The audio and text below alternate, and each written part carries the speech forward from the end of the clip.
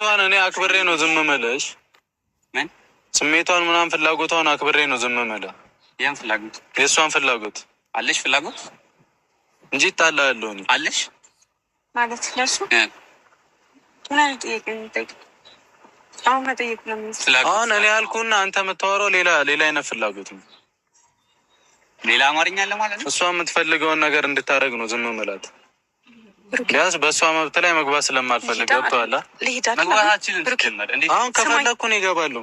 ብሩኬ ስማኝማ፣ ከምታይም በላይ ገገማ ነኝ። ከፈለግኩ እገባለሁ ነው። ገገማ መሆን በጣም ይችላል። ቀላል ከቻልክ ገገማ ሰደ ከባድ ብሩኬ እባክህን ጸባት። እሺ አይደለም አቁሚ።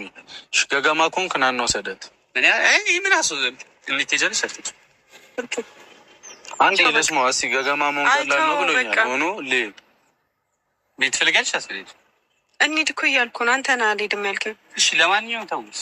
እኔ ላይክ ለሌላ ነገርም አይደለም የመጣሁት። ቶታል ፈትሽ ነበር የመጣሁት። ታሽ ሰጥሽሽ ልሂድ እንተዋችሁ ረብሽኳችሁ። ለምን አብረን አንሄድም እንዴ? ኦኬ በቃኝ።